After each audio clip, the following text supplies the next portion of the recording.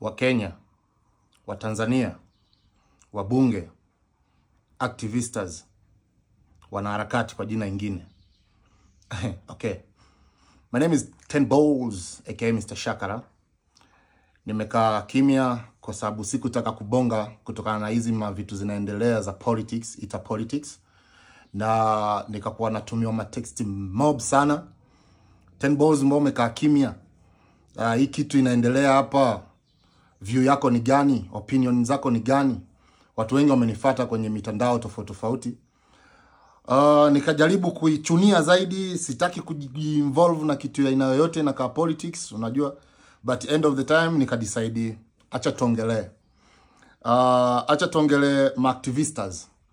Activistas ama wanaharakati. Nakumbuka hata mimi some years ago nilikuwa one of them. Some 8 years ago. Activista ni mwanaharakati, na mwanaharakati ni mpambanaji wa tuseme kama haki za binadamu ama haki zile ambazo hazifanywi kwenye serikali. So activista wa aina yoyote anakuwa ni kama opposition side ya politics parts, na get. So hakunaga activista yoyote anakubaliana na vitu ambazo zinafanyika kwa government, that why anakuwa ni kama mpinzani wa serikali. Na niwaambie kitu, activistas ni kama pia ni personal business. Umeona hata hizi maswala zimetokea huko za Gen Z, fujo na nini, vitu gani. Mimi niliambia some of my friends that hii kitu ni business, kwa sababu the whole politics, it's a business system, unaget. That why sipendagi kujiinvolve sana, kwa sababu the way unajiinvolve ndo the way unawapea promo, unaget. So ona kitu kama imehappen, au maaktivista wamekuja Tanzania. Kwa nini kama wewe umetaka kuvisit Tanzania kwa amani, for the peace, kwa nini usivisit Tanzania before hata kesi zinazoendelea kwenye mahakama? Kwa nini ukuje leo uende kesho? Inamaanisha activista yoyote yupo kwa ajili ya distraction. Activista kazi yake bigi si kubadilisha kitu ya aina yoyote, isipokuwa ni kuleta distraction, kuleta migongano kwa lugha ya Kiswahili. Migongano, unaget, kutikisa serikali ambayo iko, and that is their main point ya activistas. Hakuna kitu wanabadilisha. Unaweza ona maaktivista wengi wamefanya vitu mob sana na hakuna kitu imebadilika. Wanaoweza kubadilisha hizi vitu ni watu wako kwa government wenyewe, na wa decide tunataka kubadilisha hii na hii na hii. But activistas wao kazi yao kubwa ni kuleta fujo ama kuleta distraction. Si fujo, but distraction inaletaga pia inaanguka kwenye fujo. Na unaweza ona kuna watu wanafaidika. So ndo maana nasema ni kazi za watu binafsi. Kuna watu wanafaidika kutokana na kukua activistas, wanakuwa mabilionea, unaelewa? Na bado pia wanasababisha vifo za watu ambao wamejiunga kwenye magrupu zao bila kujua what's going on, what's the real going on behind. Umeona? So activistas mimi nadhani si watu poa sana wa kusikiliza. Na kitu kubwa ambayo ilifanyika hawa maaktivista kukuja Tanzania ni kuleta distraction, hakuna kitu kingine. So rais alipoongea kuhusu ile kitu ndo aliikuza zaidi. Sizungumzi kwamba ni vibaya rais kuongea, but imekuwa big zaidi. Unaweza kuona hadi baadhi ya wabunge wameongea mengi na vitu ndo zikakuwa on fire zaidi, kwa sababu wabunge wana haki pia ya kuongea, lakini sidhani kama kuongea masuala za activista ni jambo la msingi sana, hali ya kuwa kuna mambo mengi sana kwa majimbo zao hazijafanyika for many years. Kwa nini wasijadili masuala za maendeleo? Kwa nini wasiongee kuhusu vitu zinazotokea ambazo zinahitaji kutatuliwa kwa miaka na miaka na mikaka na midada? Kwa nini wasizungumzie? Wamezungumzia sana kuhusu maaktivista wa bunge ni kwa sababu rais aliongea. So wanajifanya kuback up kauli ya president. But sidhani kuna msingi sana wa wabunge kuingilia hizo. Umeona jinsi walivyoongea wao na rais, ni vitu mbili tofauti.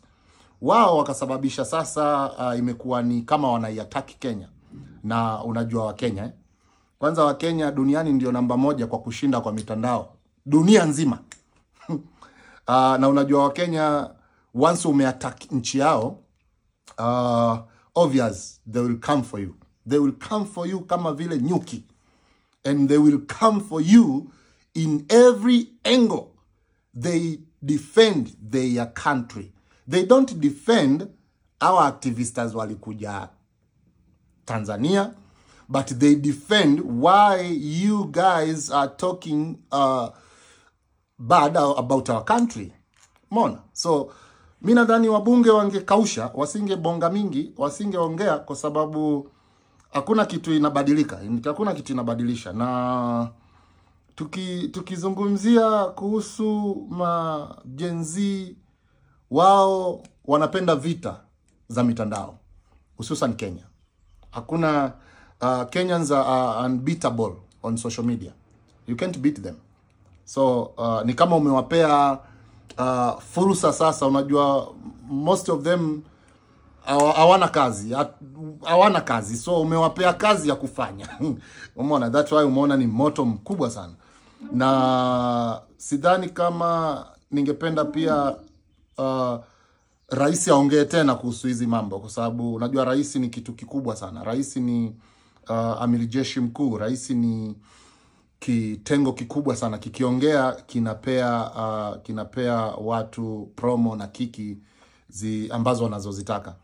Ukiangalia maaktivista waliokuja, hawakukuja eti hata labda waanzishe fujo ama nini. Walikuja ili walete kitu ambacho kinachoendelea. So kwa wao, mnavozidi as a government kuongea kuhusu wao, inamaanisha mnazidi kuwafanya wanakuwa winner zaidi. Wanalipwa pesa ama wanapata pesa kutokana na vile wanavyoongelewa zaidi. Kwa nisingependa ama nisingeshauri hizi mambo ziendelee, unaget? Kwa sababu ukiangalia kama vile Pose na Diamond, kitu bigi Pose alitaka ni hiyo attention. Na hata hawa maaktivista kitu wametaka ni attention kutoka kwa president, kutoka kwa nchi nzima. But kiukweli hata wangeruhusiwa kukuja kwa Tanzania, bado sidhani kama wangesababisha kitu big zaidi, kwa sababu kuna majeshi aina zote ndani ya nchi. So wangedhibitiwa vizuri tu. But kitu walichokitaka wamekipata. Wao ni kama vile wasanii ambao, activista ni kama wasanii ambao hawana pesa but wanataka kuwa viral. So wamekuja